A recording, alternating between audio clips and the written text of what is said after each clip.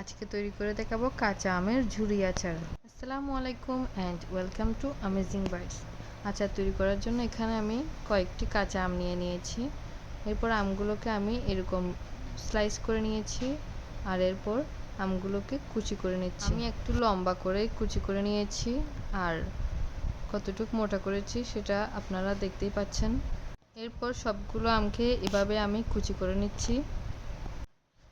সবগুলো আম সুন্দর করে কুচি করে নেওয়া হয়ে গিয়েছে। এরপর এখানে দিয়ে দিব 1 কাপ পরিমাণ চিনি, আর চিনিগুলো আমের সাথে খুব ভালো করে হাত দিয়ে মেখে নিচ্ছি।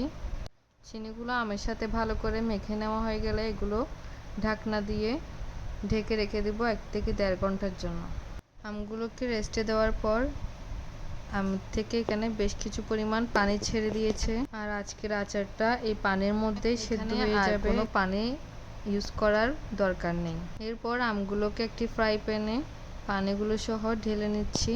ঢাকনা দিয়ে চুলার ফ্লেম একদম হাই করে দিয়ে দিব, আর এরপর এখানে একটু হালকা বলক চলে আসলে অ্যাড করে দিব লবণ, হলুদের গুঁড়া, হাফ চা চামচ লাল মরিচের গুঁড়া। এগুলো দিচ্ছি একটা সুন্দর কালার আসার জন্য।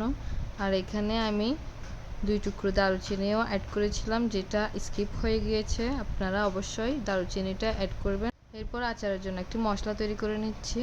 মশলার জন্য এখানে 2 চা চামচ জিরা আর 1 চা চামচ 5 ফোড়ন টেলে নিয়ে সুন্দর করে গুঁড়ো করে নিচ্ছি। এখন আচারগুলোকে হাই ফ্লেমে কিছুক্ষণ জাল করে নেব, পানিটা একটু শুকিয়ে আসা পর্যন্ত। আর এর মাঝে আচারগুলো প্রায় 50% মতো সিদ্ধ হয়ে গিয়েছে। এখন দিয়ে দিব রেডি করা আচারের মশলার অর্ধেকটা পরিমাণ।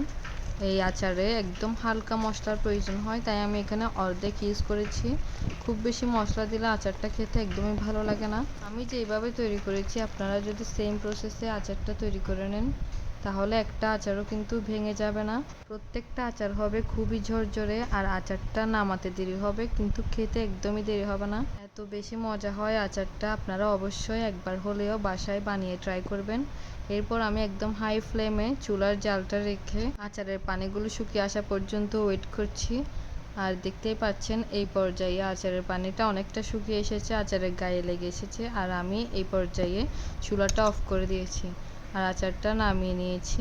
দেখতেই পাচ্ছেন একটা আচারও কিন্তু ভেঙে যায়নি, খুবই ঝরঝরে হয়েছে। আপনাদের কেমন লেগেছে অবশ্যই জানাবেন।